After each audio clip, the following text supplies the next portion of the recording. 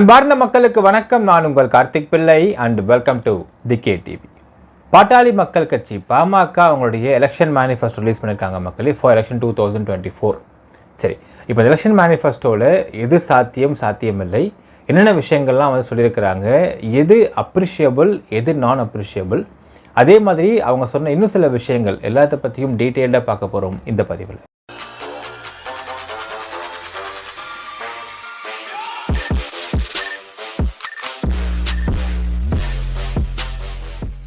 Election 2024 பாட்டாளி மக்கள் கட்சி release பண்ணிக்கக்கூடிய election manifesto.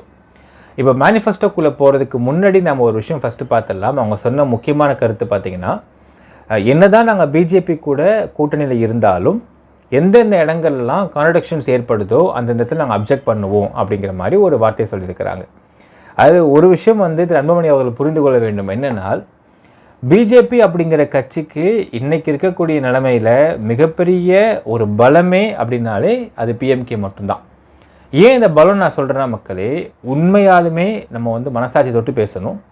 BJP அப்படிங்கிற கட்சி தனித்து இன்றைக்கு போட்டியிட்டால் அவர்களுக்கு பூத் கமிட்டி போடுறது கூட அவங்களுக்கு ஆட்கள் கிடையாது. இதை நம்ம வந்து ஒத்துக்கிட்டு தான் ஆகணும். தமிழ்நாட்டில் பிஜேபிக்கு அவ்வளோ பெரிய ஓட் பேங்க்கும் அவ்வளோ பெரிய மெம்பர்ஸ் பேங்க்கும் கிடையாது. நீங்கள் பார்த்தால் தெரியும், ஒரு மேடை, அந்த மேடை எல்லா கூட்டணி கட்சியும் வந்து நிற்கிறாங்க. அப்போ மோடி வராரு. மோடி வரப்போ சரத்குமாரை பெருசாக அவர் கண்டுக்கலை, ஜிகே வாசனை கண்டுக்கலை, ஏசி சண்முகத்தை கண்டுக்கலை, ஜான் பாண்டியனை கண்டுக்கலை. நேராக வந்து பாமகவை கட்டி பிடிக்கிறார், கையை பிடிக்கிறார். ஏனென்றால் அவர்களுக்கு அந்த விஷயம் என்னன்னு தெரியும். பாட்டாளி மக்கள் கட்சி இத்தனை வருஷம் இருக்கிறதுனால அவங்க ஒயிட் ஸ்ப்ரெட்டாக தமிழ்நாடு பூரா இவங்க வன்னியர் சமூகம் இருக்கிறதுனாலையும், இன்றைக்கி பிஜேபி வந்து கூட்டணி பாமக கூட வச்சிருக்கிறதுனால தான் அவங்களால இன்றைக்கி தமிழ்நாடு பூரா எலெக்ஷனில் நிற்கிறப்போ ஒரு பூத் கமிட்டி போடுறது கூட அவங்க ஆட்கள் அங்கே போட முடியும்ப்பா அப்படிங்கிற அளவுக்கு நிலைமை இருக்கிறது அப்படிங்கிறதான் நிதர்சனமான உண்மை. அதனால் இப்போ வந்து என்னென்னலாம் அன்புமணி ராமதாஸ் கேட்குறாரோ எல்லாத்தையும் அண்ணாமலை கொடுத்துட்டு தான் இருப்பார். ஏன்னால் இன்றைய எலெக்ஷன், அதாவது சொல்லுவாங்க பார்த்தீங்களா, இந்த வாட்டி இவனை சண்டை நம்ம வந்து ஓட்டணும் அப்படிங்கிற மாதிரி, இந்த எலெக்ஷனில் பாட்டாளி மக்கள் கட்சியை வச்சு தான் பிஜேபி ஓட்டுகிறது ஃபார் மெம்பர்ஸுடைய குவான்டிட்டிக்கு. ஸோ அதனை வந்து நம்ம மறுக்கவே முடியாது. என்னதான் பிஜேபியோடைய ஆதரவாளர்கள் இருந்தாலும் இந்த விஷயம் உள்ளார்ந்து யோசிக்கிறவங்களுக்கும் உள்ளார்ந்து அனலைஸ் பண்ணுறவங்களுக்கும் நிச்சயமாக தெரியும். இன்றைக்கு பாட்டாளி மக்கள் கட்சி இல்லைனால் பிஜேபி தனித்து போட்டியிடுறப்போ பூத் கமிட்டி கூட இருக்க மாட்டாங்க. அந்த நிலைமைக்கு தான் இன்னைக்கு இருக்கும் அப்படிங்கிறது நிதர்சனமான உண்மை. அதனால் இவர் என்ன தான் கான்ட்ரடிக்ஷன் சொன்னாலுமே, எதிர்த்து பேசினாலுமே, ஃபஸ்ட்டு பிஜேபி வின் பண்ணும், அது வேறு விஷயம். வின் பண்ணி வந்தாலும் வின் பண்ணி வரலனாலும் பாட்டாளி மக்கள் கட்சி என்ன பேசினாலும் அவங்க கண்டுக்காமல் தான் இருப்பாங்க. ஏனென்றால் இவங்களை வச்சு தான் 2026 ஓட்டு ட்ரை பண்ணுவாங்க பிஜேபி. ஸோ இது அப்படியே 2026 வரைக்கும் கண்டினியூ பண்ணுறதுக்கு ட்ரை பண்ணுவாங்க பிஜேபி அப்படிங்கிறதுல நோ டவுட். அது ரெண்டு பிச்சுக்கிட்டு வரலாம், பிஎம்கே வராமலும் போகலாம், தட் டிபெண்ட்ஸ் பக்கலே. பட் இதுதான் அவங்களோட எண்ணமாக இருக்கும். ஏன்னால் இப்படி பண்ணாதான் அவங்களுக்கு பிஜேபியோடைய அந்த ஸ்ட்ரென்த் அப்படிங்கிறது, கூட்டணி பிஜேபியோடைய தலைமையில் அமைந்த கூட்டணிக்கு இந்த அளவுக்கு தமிழ்நாட்டில் ஒயிட் ஸ்ப்ரெட் ஸ்ட்ரென்த் இருக்குது. அது ஓட்டு விழாது, ரெண்டாம் பட்ச விஷயம். அது ஸ்ட்ரென்த் இருக்குது அப்படிங்கிறதை காட்டுவதற்கு இது தோதான, இது ஒன்று தான் பாசிட்டிவான விஷயம்னு நம்ம சொல்ல முடியும் மக்களே. ஸோ என்ன இருந்தாலுமே கான்ட்ரடிக்ஷன்ஸ் இருக்குது அப்படின்னா நான் எதிர்த்து கேட்பேன் அப்படின்னு அவர் சொல்லியிருக்கிறாரு அன்புமணி ராமதாஸ் அவர்கள். அது சொன்னதுக்கு உண்மையாக பாராட்டணும். ஆனால் அது வந்து எந்த அளவுக்கு செய்ய முடியாது அப்படிங்கிற ப்ராக்டிகாலிட்டியை பொறுத்து தான் அது வந்து நடக்குமா நடக்காதான்ற நம்ம தெரிஞ்சுக்க முடியும் மக்களே. ஒன்று. அடுத்தது, coming back to the manifesto. So அதில் முக்கியமான பாயிண்ட்ஸ் மட்டும் நாங்கள் லிஸ்ட் பண்ண விரும்புகிறேன். ஃபஸ்ட்டு, கேஸ்ட் சென்சஸ் வந்து கண்டிப்பாக எடுக்கணும்னு சொல்லிட்டு சொல்லியிருக்கார். ஸோ இது இவருடைய ஒரு மேனிஃபெஸ்டோ. பட் என்னதான் இவர் வலியுறுத்தினாலும் அதனை ஃபர்ஸ்ட் ஆஃப் ஆல் மக்களே நான் ஃபஸ்ட்டு சொல்லிடுறேன், இந்த விஷயத்தை நிறைவேற்றுவதற்கு சென்ட்ரலில் 2024 பிஜேபி வந்தால்தான் இதெல்லாம் நிறைவேற்ற முடியும். ஸோ வரலன்னா அதுவுமே வந்து அங்கே ராங் ஆப்ஷனாக போய்டும். பட் இந்த கேஸ்ட் சென்சஸ் அப்படிங்கிற விஷயம் அப்படிங்கிறதை இன்றளவுக்கு பார்க்கும்பொழுது திமுகலேருந்து, அதிமுகலேருந்து, பாமகலேருந்து எல்லாருமே இந்த ஒரு விஷயத்தை பற்றி பேசுகிறாங்க.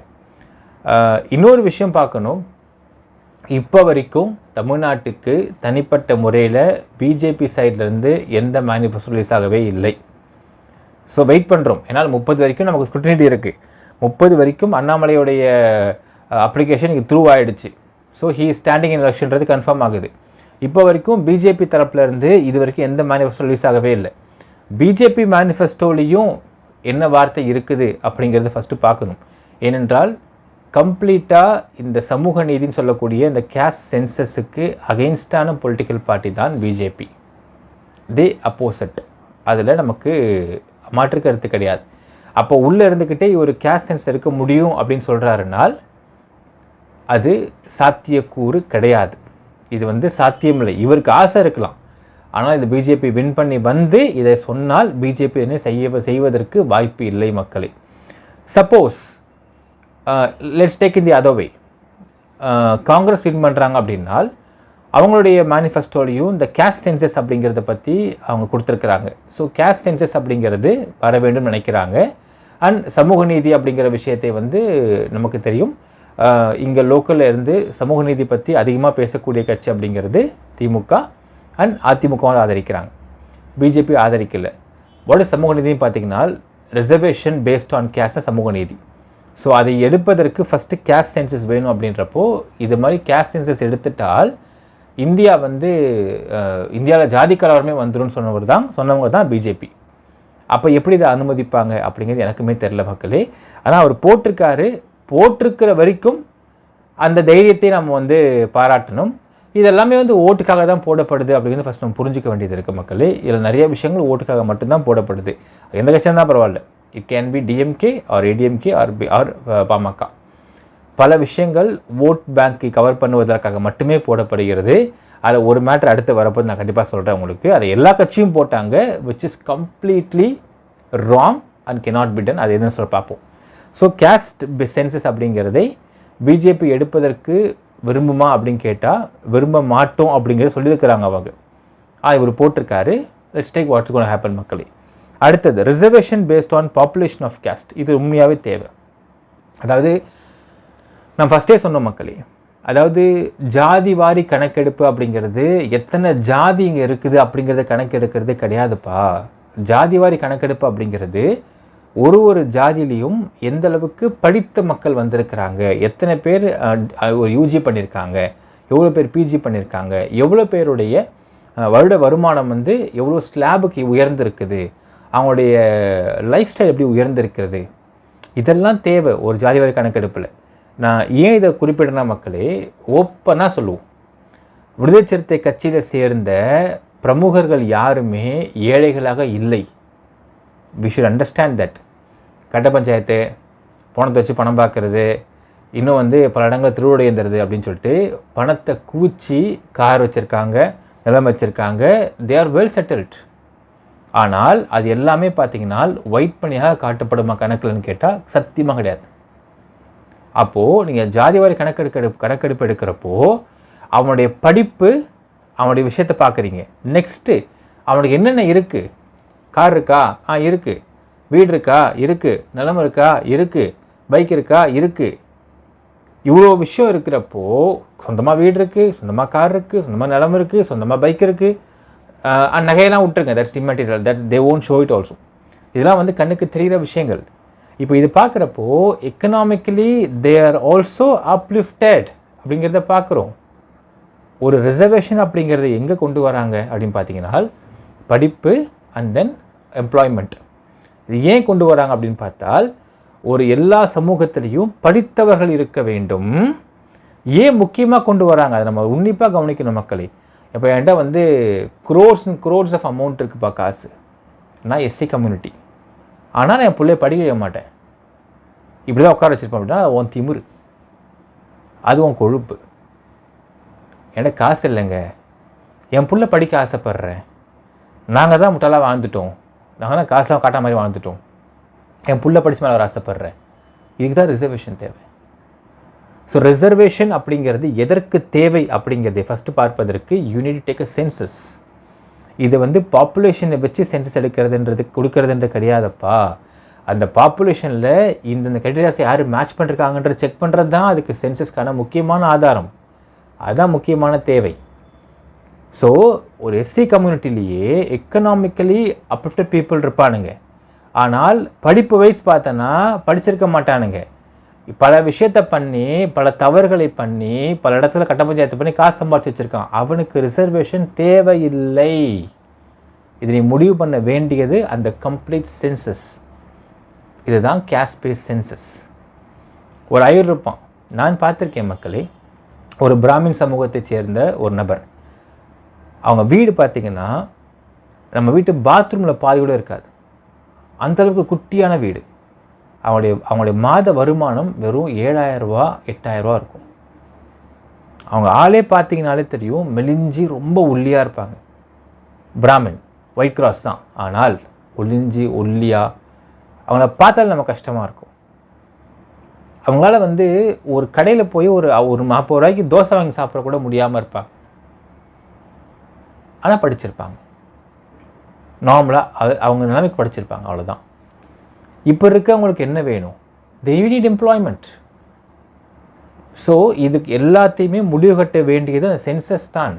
அதனை எடுப்பதற்கு எல்லாருக்குமே இங்கே தடை. இதை பிஜேபியே தடை பண்ணுறாங்க அப்படிங்கிறது வேடிக்கையான, வினோதமான, ஸ்டூபிட் திங்.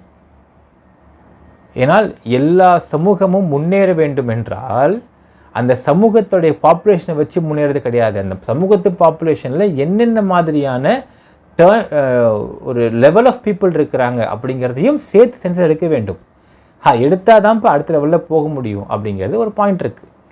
ஸோ அதற்கு பாப்புலேஷன் பேஸ்ட் சென்சஸ் அப்படிங்கிறத விட, பாப்புலேஷன் பேஸ்ட் கேஸ்ட் சென்சஸ் அப்படிங்கிறத விட, அந்த கேஸ்டில் இருக்கக்கூடிய பாப்புலேஷனில் எல்லோரும் எப்படி வளர்ந்துருக்கிறாங்க அப்படிங்கிற இதை நம்ம ஓப்பனாக கேட்க முடியாது மக்களே. ஓப்பனாக இதுக்கு தான் எடுக்கணும்னு கேட்க முடியாது. பட் ஆனால் அந்த கேட்டகரிக்கல் வயசில் பார்த்தீங்கன்னா இது எல்லாத்தையும் வச்சுருக்கணும். போய் எடுக்கிறவங்க சொந்த வீடாமா இது? ஆமாங்க, டிக் பண்ணிக்கணும். எவ்வளோ பெரிய வீடு, எவ்வளோ ஃப்ளோர்மா இருக்குது? இவ்வளோ ஃப்ளோர் இருக்குதுங்க. இது மேலே வாடகை விட்ருக்கீங்களா? நம்ம தாங்க வாடகை விட்ருக்கோம். அந்த நம்ம வீட்டை நம்ம சொல்லும், பெருமைக்கே சொல்லும். எதுக்க அவன் எஸ்சி கம்யூனிட்டியாக இருப்பான், அவனுக்கு ரிசர்வேஷன் தேவையில்லை. அந்த மாதிரி ஒவ்வொன்றையும் பார்த்து எடுக்கிறதுக்கு இந்த சென்சஸ் மிக மிக அவசியம். இதனை எடுப்பதற்கு கம்ப்ளீட்டாக இந்த பிஜேபி இஸ் அகைன்ஸ்ட். இதனை இவர்கள் போட்டிருக்கிறார்கள். இதை பற்றி தொடர்ந்து இதை பற்றி பேசிகிட்டு இருக்கோம் மக்களே. ஏன்னால் இது மிக மிக அவசியம்.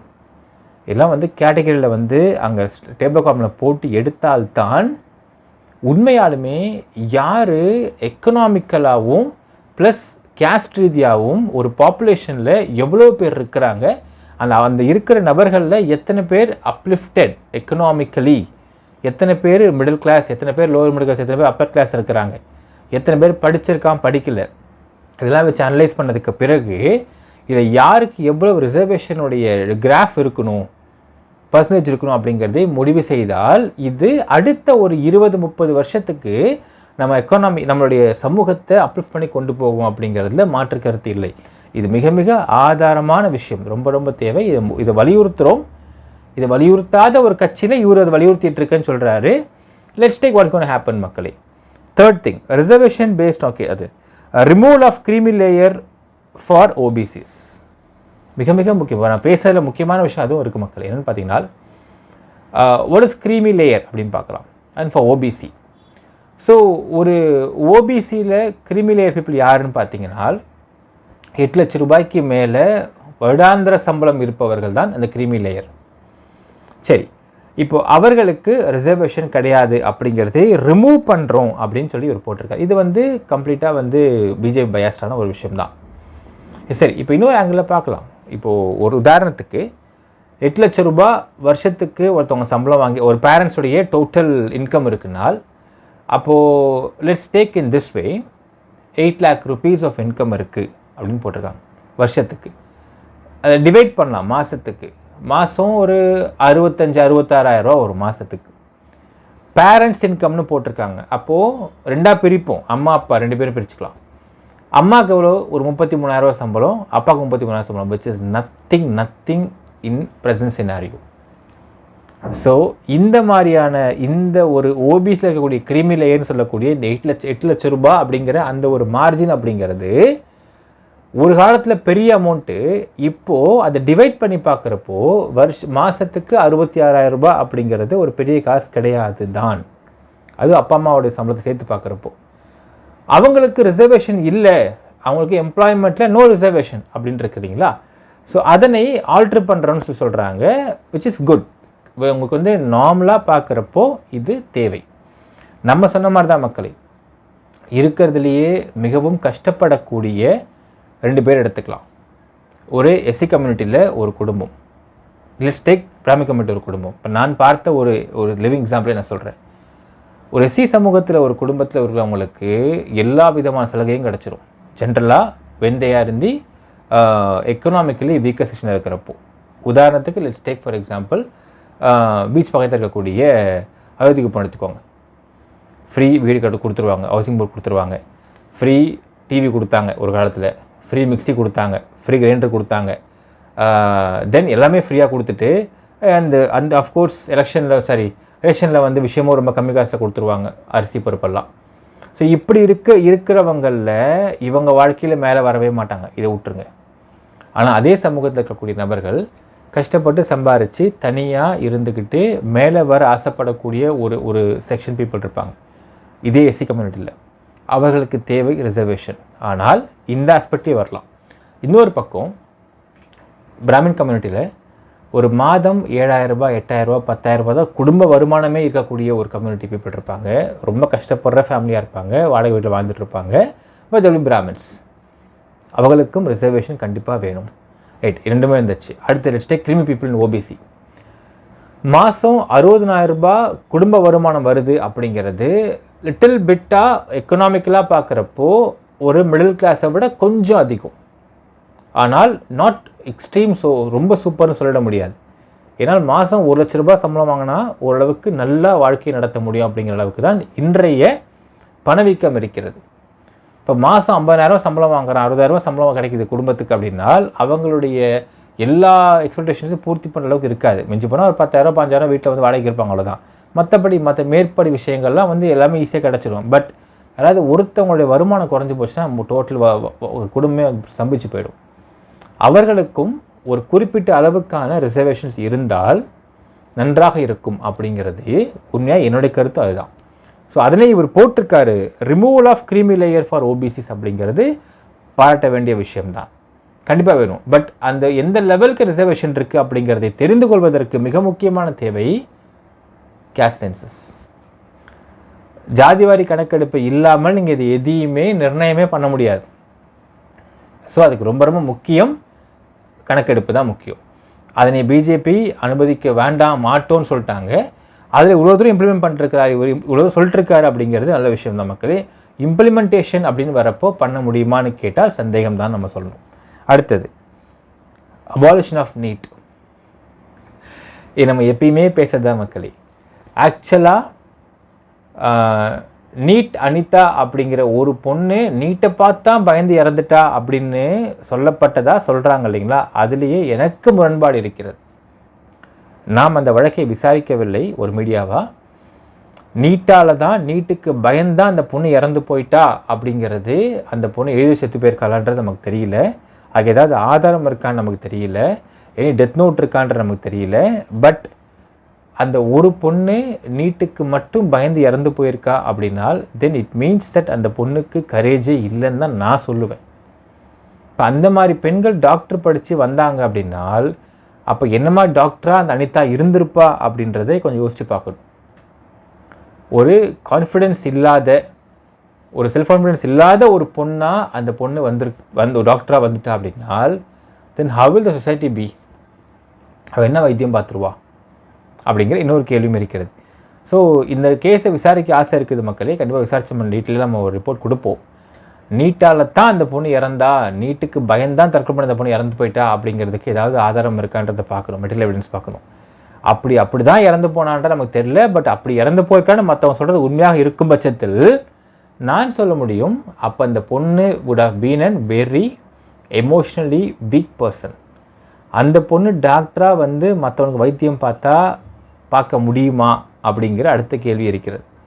ஸோ அந்த ஒரு பொண்ணு இறந்ததுனால இன்றைக்கி அரசு பள்ளியில் படித்த பல மாணவிகள் நீட் எக்ஸாம்னு ஒரு விஷயம் இருக்கிறதுனால மட்டும்தான் they are joining MBBS and studying MBBS.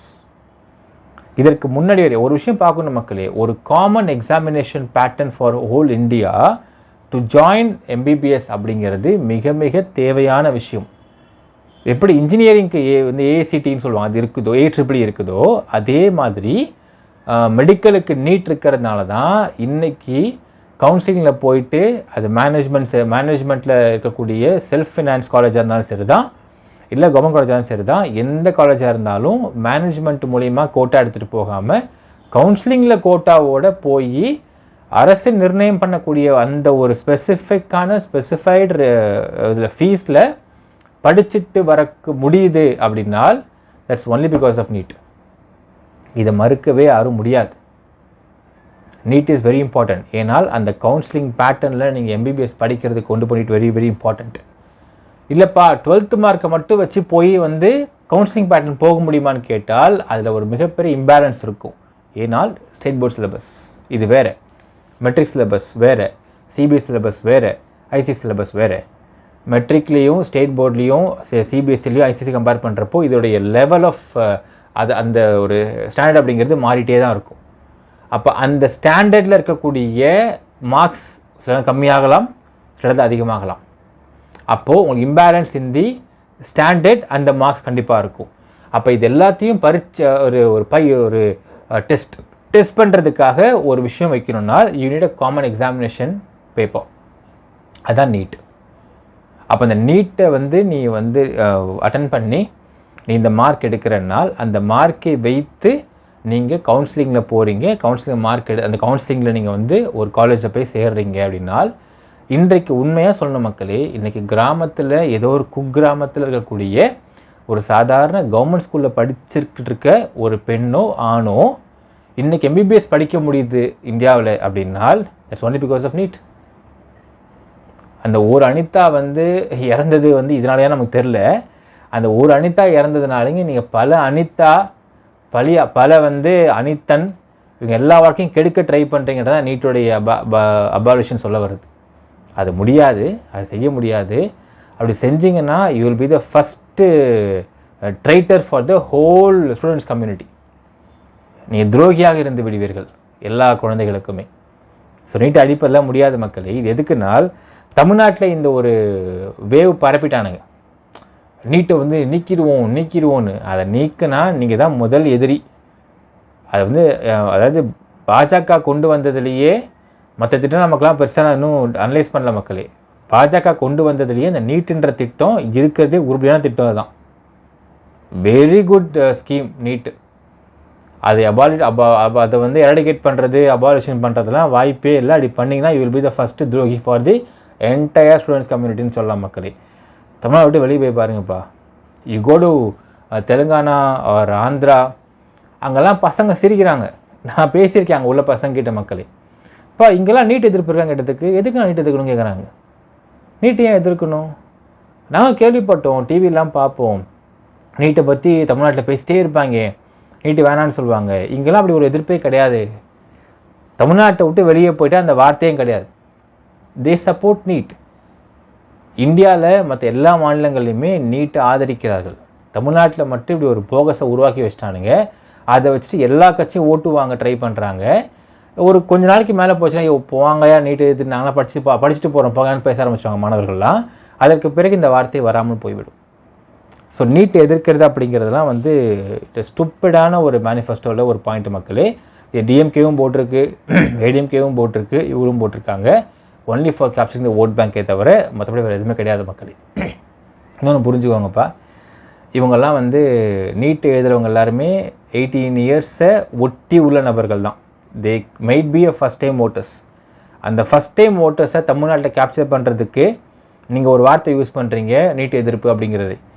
போக போக அந்த மாணவிகளே புரிஞ்சுக்கிட்டு போங்க ஏன்னு திட்ட போகிறாங்க அவங்கள. அப்போ தான் அந்த வார்த்தையை விட போகிறீங்க. டிஎம்கேவும் சரி, ஏடிஎம்கேவும் சரி, பாமக எல்லாருமே சரி தான் மக்களே. இது இம்பாசிபிள் அண்ட் இட் இஸ் வர்ஸ்ட்டு பாயிண்ட்டுன்னு சொல்லலாம்.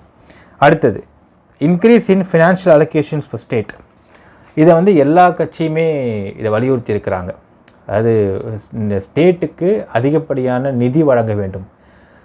நாம் இன்றைக்கி 100 ரூபா வரி வந்து சென்ட்ரல் கவர்மெண்ட் கொடுக்குறோன்னால் அது வாபஸ் நமக்கு வந்து 29 பைசா தான் கொடுக்குறாங்க. மீதி 71 பைசா வந்து யூபி மத்திய பிரதேஷ்லாம் வந்து கொடுத்துட்றாங்க.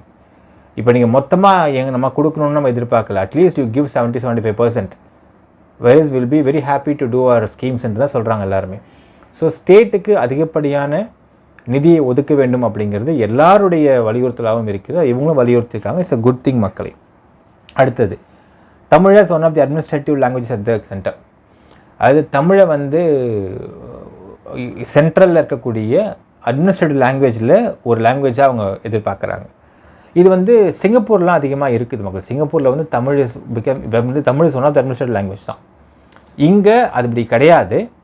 அதனை வரவைப்பதற்கு எதிர்பார்க்கிறார்கள். நல்ல ஒரு ஸ்கீம் தான். அதாவது ஹிந்தி கூடவே தமிழும் ஒன் ஆஃப் த அனதர் லாங்குவேஜாக இருக்கும் பட்சத்தில் அதை பார்த்து தெரிந்து கொள்ள ஈஸியாக இருக்கும். ஹிந்தி இங்கிலீஷ் இருக்குது, தமிழ் ஒன் ஆஃப் த லாங்குவேஜாக இருக்க மாதிரி பார்க்குறாங்கன்றது இட்ஸ் அ குட் திங், வரவேற்க வேண்டிய ஒரு பாயிண்ட்.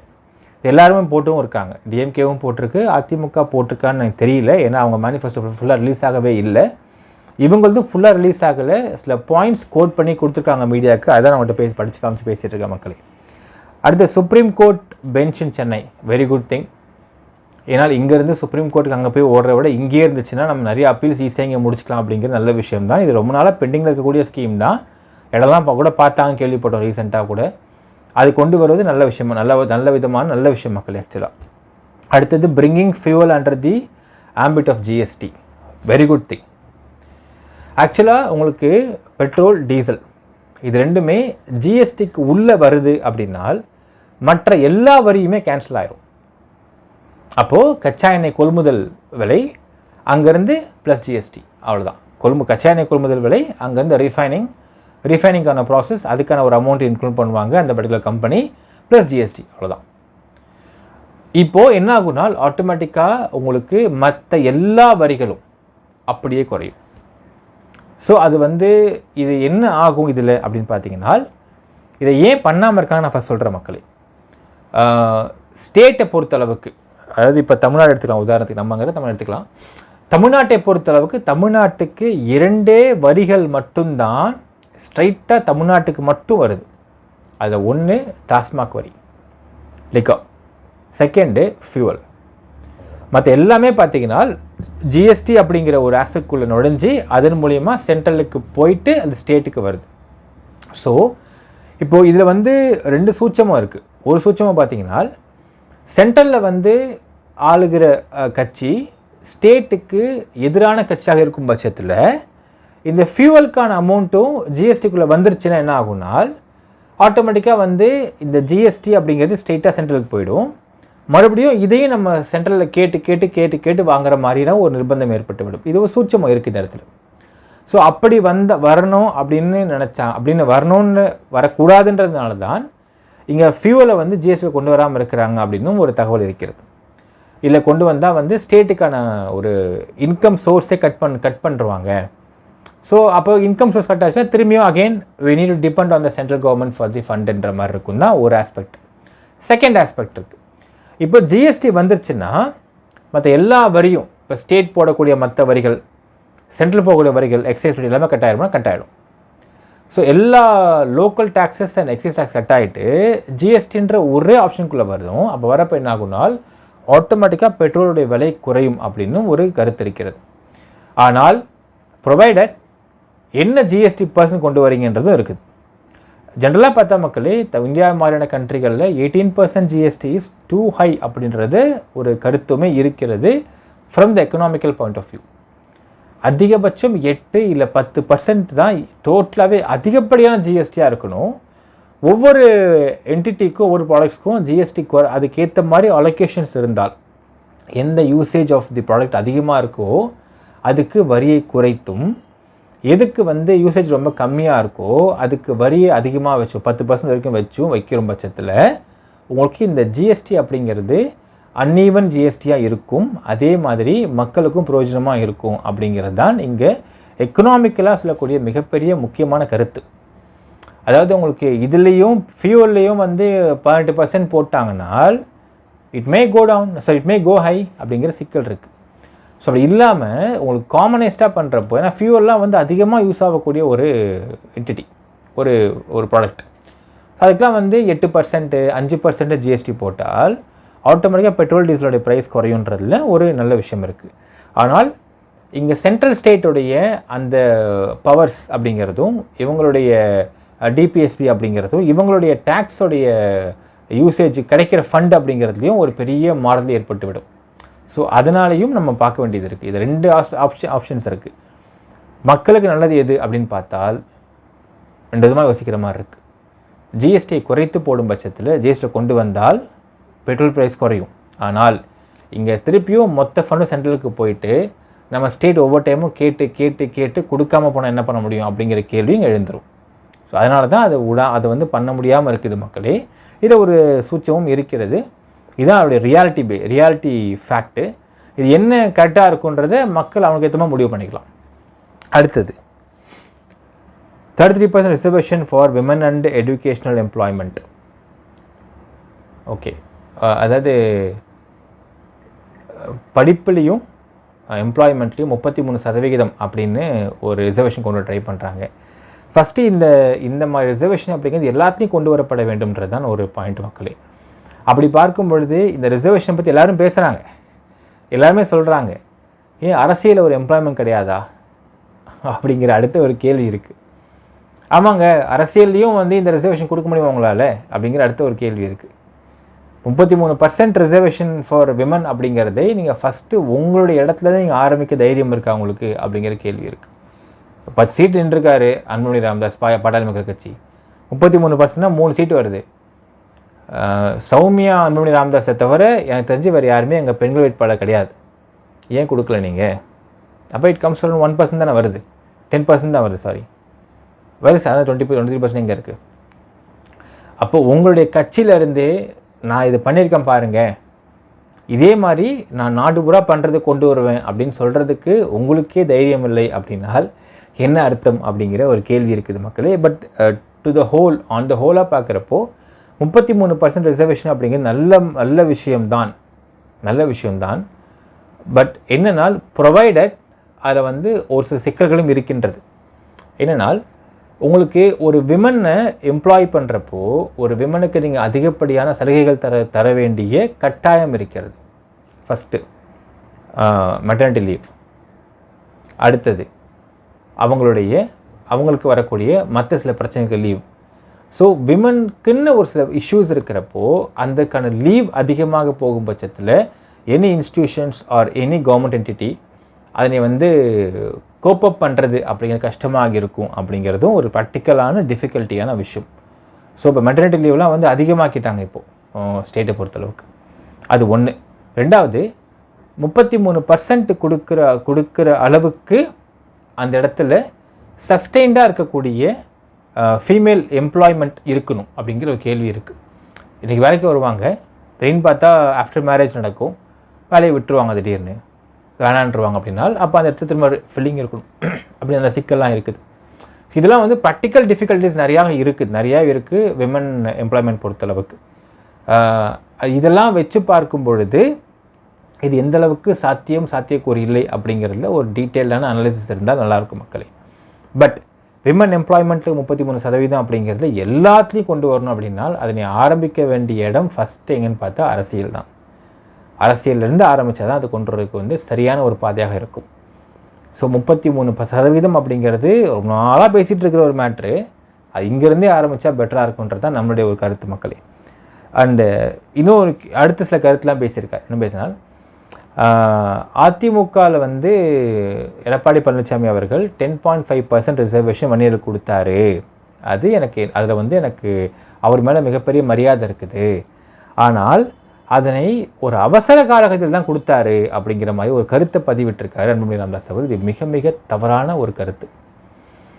அதாவது இன்றைக்கி எல்லாருமே சொல்லக்கூடிய ஒரு பரவான விஷயம் பார்த்திங்கன்னா 10.5% வன்னியர்களுக்கு அப்படின்னு இதுவரைக்கும் எந்த கட்சியும் தூக்கி கொடுத்ததே கிடையாது. முதல் முறை எடப்பாடி பழனிசாமி இபிஎஸ் அவர் எடுத்து கொடுத்துருக்காரு வன்னியர்களுக்கு. அதற்கு பிறகு சுப்ரீம் கோர்ட் வரைக்கும் அந்த கேஸ் கொண்டு போகப்பட்டு தேவ கமிட்டி கொண்டு போனாங்க. ஸோ தேவர் சமூகம் அதனை கொண்டு போய் அதை வந்து ஃபைட் பண்ணாங்க. சுப்ரீம் கோர்ட் சொன்னாங்க இதை கொடுப்பதற்கு சுப்ரீம் கோர்ட்டில் எனக்கு எந்த விஷயம் கிடையாது. ஆனால் 10.5% கொடுக்கறதுக்கான தேவைகள் என்ன இருக்குது தமிழ்நாட்டில் with respect to the population of the 1 years அப்படிங்கிற தரவை கொடுங்க அப்படிங்கிறாங்க. The Supreme Court wanted the clear data. அதை கொடுப்பதற்கு போராட்டம் போயிட்டே இருக்குது. சாதிவாரி கணக்கெடுப்பு எடுக்கவே மாட்டேங்கிறாங்க. இதுதான் சிக்கல். சாதிவாரி கணக்கெடுப்பு எடுக்காமல் இருக்கிறதுக்கு மிக மிக முக்கியமான காரணம் பிஜேபி. அவங்க அதை அலோவ் பண்ணல அப்படிங்கிறது இன்னொரு விஷயம். ஸோ ஒரு அவசர காலகட்டத்தில் எலெக்ஷன் டைமில் கொடுத்துட்டார் அவர் அப்படின்னு சொல்லக்கூடிய வார்த்தைகள் மிக மிக தவறான வார்த்தைகள்ன்றது என்னுடைய தனிப்பட்ட ஒரு கருத்து. ஏன்னால் அவர் கொடுத்தாரு அப்படிங்கிற விஷயம் இருக்குது. யாராவது கேஸ் போடாமல் இருந்திருக்கான்னு வச்சுக்கோங்க மக்களே. கேஸ் எதிர்த்து போடாமல் இருந்திருந்தால் இப்போ ப்ரிவைல் ஆகிட்டு இருக்குமா ஆகிட்டு இருக்காதா? எப்போ கொடுத்தா என்ன, கொடுக்கறதானையா விஷயம் அப்படிங்கிற ஒரு வார்த்தை இருக்கிறது. ஸோ அதனால் அந்த ஒரு வார்த்தை அப்படிங்கிறது மிக மிக தவறு நம்ம எடுத்துக்கலாம். இன்னொரு சொல்கிறாரு, அதிமுகவில் வந்து பாட்டாளி மக்கள் கட்சி வந்து கூட்டணியில் இருந்த சமயத்தில் 36 மொத்தம் 66 சீட் ஜெயிச்சிருந்தாங்க.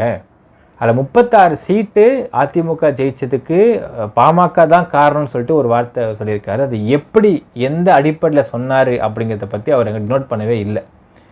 அப்படி 36 சீட்டு ஜெயிக்கிறதுக்கு பாமக தான் காரணம் அப்படின்னால் நீங்கள் நின்னது மொத்தம் 23 சீட் நின்னீங்க. அப்போ 23 சீட் நீங்கள் ஜெயிச்சது எவ்வளோ சீட் ஜெயிச்சிங்க? 5 ஜெயிச்சிங்க. ஏன் நீங்கள் 36 சீட்டு அதிமுக வின் பண்ணுறதுக்கு பாமக தான் நீங்கள் காரணம் அப்படின்னா அந்த 36 இடங்கள்லையும் பாமக நின்று ஜெயிச்சிருக்கலாமே, ஏன் ஜெயிக்காம விட்டுட்டீங்க அப்படிங்கிற ஒரு கேள்வி இருக்கிறது மக்களே. இந்த ஒரு வாதம் எதோ சொன்னார் நமக்கு தெரில. இன்னொரு விஷயம் சொல்கிறாங்கன்னு கேள்விப்பட்டேன். என்னென்னு பார்த்தீங்கன்னா, அந்தந்த ஊரில் இருக்கக்கூடிய இண்டஸ்ட்ரீஸ் அண்ட் கம்பெனிஸுக்கு அந்தந்த ஊரில் இருக்கக்கூடிய எம்ப்ளாய்மெண்ட்டை வந்து ரெக்ரூட் பண்ணுறதுக்கான முன்னுரிமை தருவதற்கு பேசுவார்னு சொல்லியிருக்காராமா. அது மிக நல்ல விஷயம். நீங்கள் இதை மேனிஃபெஸ்டோவுக்கு மட்டும்தான் பேசுகிறீங்களா இல்லை உண்மையாக இதை பேச போகிறான்னு நமக்கு தெரியல. ஏனென்றால் நாம் சொல்லியிருந்தோம், கடலூரில் இருக்கக்கூடிய சிப்காட்டில் கடலூரில் இருக்கக்கூடிய படித்த பட்டதாரிகளுக்கே வந்து வேலைவாய்ப்பு கிடைக்காமல் இருக்குது. லோக்கல் பசங்களா நீ வந்து கான்ட்ராக்டில் வேலை பாரு, உனக்கு வந்து பெர்மனெண்ட் கொடுக்க மாட்டோம், பெர்மனெண்ட் பண்ண மாட்டோன்னே ரொம்ப ஸ்ட்ரிக்டாகவே பார்த்துக்கிட்டு இருக்கோம். இதுக்கு பல காரணம் இருக்கிறது. ஒரு பக்கம் நீங்கள் கம்பெனி சைடுலேருந்து பார்த்தா இப்போ கொடுத்துருவோம் சார், நாளைக்கு கொடி பிடிச்சிட்டு வந்துடுவான், ஏதாவது பிரச்சனைனா உடனே வந்து போனதை வச்சு பணம் பார்க்க ஒரு கூட்டம் வந்துடும், விசிகே ஆளுங்க உள்ளே வந்துடுவானுங்க அப்படிங்கிறது அவங்களுடைய ஒரு குற்றச்சாட்டாக இருக்கிறது. அந்த சைடு நம்ம பார்க்கணும். பட் ப்ரொவைடட் இன்னொரு விஷயம், இந்த மாதிரி இண்டஸ்ட்ரீஸில் வந்து இந்த பணத்தை வச்சு பணம் பார்க்க ஒரு கூட்டம் வருதுனால் அந்த கூட்டத்தை எதிர்த்து மிக மிக ஸ்ட்ராங்கான சட்டத்தை கொண்டு வந்து அவங்க மேலே ஒடுக்குமுறையும் அடக்குமுறையும் கொண்டு வந்து அவங்க இமீடியட்டாக அரெஸ்ட் பண்ணுறதுக்குன்னு சொல்லிட்டு சட்டங்கள் கொண்டு வரப்பட வேண்டும். அப்போனா தான் அந்தந்த இண்டஸ்ட்ரீஸ், ஏன்னா அவனுக்கும் இதை ஒரு ப்ரிவிலேஜ் இருக்குது, அதுக்கு அவனுக்கும் இல்லை ஒரு பெனிஃபிட் என்னென்னு பார்த்தீங்கன்னா, லோக்கலில் உள்ள ஆளை வந்து கூப்பிட்டா அவனுக்கு மற்ற விஷயங்கள் கொடுக்கறது குறைக்கலாம். அவனுக்கு வந்து இடம் கொடுக்க வேண்டிய அவசியம் இல்லை, இங்கே தான் இருக்குது அவள் டைமுக்கு வாப்பான்னு சொல்லலாம். இப்படி நிறைய விஷயம் வந்து அவனுக்கும் அதில் வந்து லீனியன்சி இருக்கிறது. ஆனால் கொடுக்காமல் இருக்கிறதுக்கு என்ன காரணம் அப்படின்றத பார்க்குறப்போ, அது கொடுக்காமல் இருக்கிறதுக்கு இந்த ஊரில் இருக்கக்கூடிய சில கட்சி, முக்கியமாக இந்த விசிகே கட்சிலாம் பார்த்திங்கன்னா இந்த பணத்தை வச்சு பணம் பார்க்க வந்துடுவானுங்க. அப்படி பணம் பார்க்க வர பஞ்சாயத்து பண்ணுவானுங்க, காசு கேட்பானுங்க. இதெல்லாம் தலைவலி பிடிச்ச வேலை இந்த பஞ்சாயத்துன்னு சொல்லி நினைக்கிறாங்க இல்லைங்களா. அதனை தடுப்பதற்கு சட்டங்கள் கொண்டு வரப்பட வேண்டும். அப்படி கொண்டு வந்ததுக்கு பிறகு அவங்களுக்கும் லீனியன்சியை வச்சு பார்க்குறப்போ அந்த லோக்கலில் உள்ள நபர், ஏன்னா முக்கியமாக அதுதான், ஒரு சிப்காட் எடுத்திருக்காங்கனால் சிப்காட்டில் இருக்கக்கூடிய நிலம் அத்தனையும் அரசு நிலம் கிடையாது. அந்த நிலத்தில் பாதிக்கு பாதி இல்லை முக்கால்வாசி எல்லாமே பார்த்தீங்கன்னா அங்கே உள்ள விவசாயி தான் நிலத்தை கொடுத்துருப்பான், இல்லை அங்கே உள்ள நபர் தான் நிலத்தை கொடுத்துருப்பான் கவர்மெண்ட்டுக்குன்னு. அப்போது அந்த ஊர் மக்களுக்கு நீங்கள் எம்ப்ளாய்மெண்ட் கொடுக்குறீங்க, அதுவும் பெர்மனன்ட் ஜாப் கொடுக்குறீங்க அப்படிங்கிறது மிக மிக சூப்பரான விஷயம். இதனை வந்து வெறும் இத்தனை நாள் ஏன் இதை பற்றி இவர் பேசவே இல்லை அப்படிங்கிற கேள்வியை நம்ம முன்வைக்கலாம். Okay, better late than never அப்படிங்கிற மாதிரி இப்போ அவர் பேசியிருக்காரு, சொல்லியிருக்காரு. நிறைவேற்ற முடியுமா முடியாதா அப்படிங்கிறது சென்ட்ரலில் வரக்கூடிய ஆட்சியை பொறுத்தான் இருக்குது மக்களே. அது பிஜேபி வருதா இல்லை காங்கிரஸ் வருதான்றது நம்ம பொறுத்திருந்தான் பார்க்கணும். ஸோ இதுதான் இவர் சொன்ன மேனிஃபெஸ்டோவில் இருக்கக்கூடிய ப்ரோஸ் அண்ட் கான்ஸ். மக்களே என்ன நினைக்கிறீங்கன்றதை கமெண்ட்டில் மென்ஷன் பண்ணுங்கள். நன்றி, வணக்கம்.